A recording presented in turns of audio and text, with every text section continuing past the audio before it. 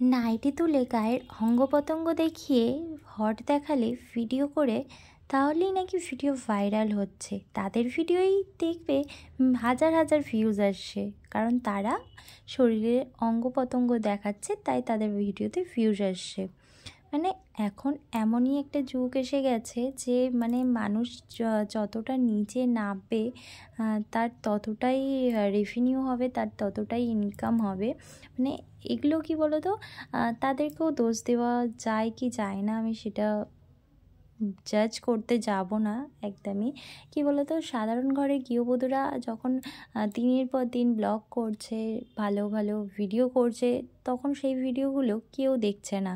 কিন্তু যখন সে একটু নাইটি তুলে ভিডিও দেখাচ্ছে, নিজের অঙ্গ প্রত্যঙ্গ দেখাচ্ছে, তখন সেই ভিডিওটাতে হাজার হাজার ভিউজ আসে এবং তাদের রিচও অনেক আসে। কেন বলো তো, যে অঙ্গ প্রত্যঙ্গ দেখালেই ভিডিওতে ভিউজ আসবে, নয়তো এমনি নর্মালভাবে ভিডিও করলে ভিউজ আসবে না, এটা কীরকম একটা ব্যাপার, তাই না? মানুষ এখন কি বলো তো, সেগুলোই দেখতে চায়, কারণ এটা অ্যাভেলেবেল এমন টাইপের হয়ে গেছে। মানুষ এত পরিমাণে ইউটিউবটাকেও নোংরা করে ফেলেছে, বলার মতন না। যে ইউটিউবে এসব কী হচ্ছে, একটা ইউটিউব যে পরিবারের সামনে খুলে দেখব, সেসবের কোনো এই নেই। যে একটা বাচ্চার হাতে যে ফোন দেবো, এখন 10 বার ভাবতে লাগে যে ইউটিউবটা খুলে বাচ্চাটার হাতে দেবো, তার সামনে কি ভিডিও চলে আসবে। এগুলো একটা সব মা বাবারই চিন্তা।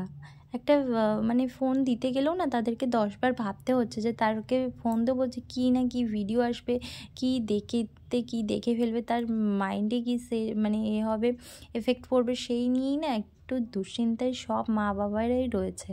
চট করে ফোনটা না দেওয়াটাই ভালো। কিন্তু এখনকার বাচ্চারা ফোন ছাড়া আবার থাকেও না। তাদেরকে ফোনে নয় ভিডিও চালিয়ে দিতে হবে, নয় গেম চালিয়ে দিতে হবে, নয় টিভি চালিয়ে দিতে হবে।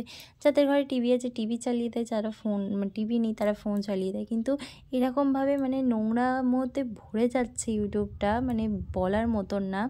আর এরকম নোংরামো ভিডিও করেই অনেকে অনেক ভাইরাল হচ্ছে, অনেক সাবস্ক্রাইবার গেইন করছে, অনেক করছে। কিন্তু তারা এটা বুঝতে পারছে না যে তাদেরকে সবাই নোংরা চোখেতেই দেখছে, কেউ ভালো চোখে তাদেরকে দেখছে না।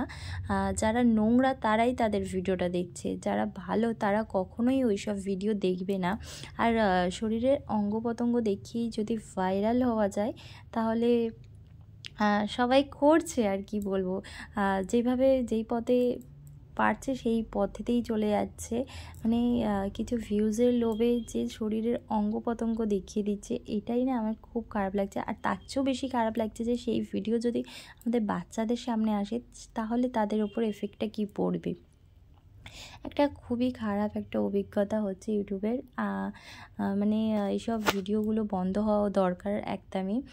জানি না কবে কি হবে না হবে, কিন্তু এইসব জিনিসগুলো একদম ইউটিউব পুরো একদম ছড়িয়ে যাচ্ছে, নোংরা কীট পতঙ্গেতে একদম ভরে যাচ্ছে।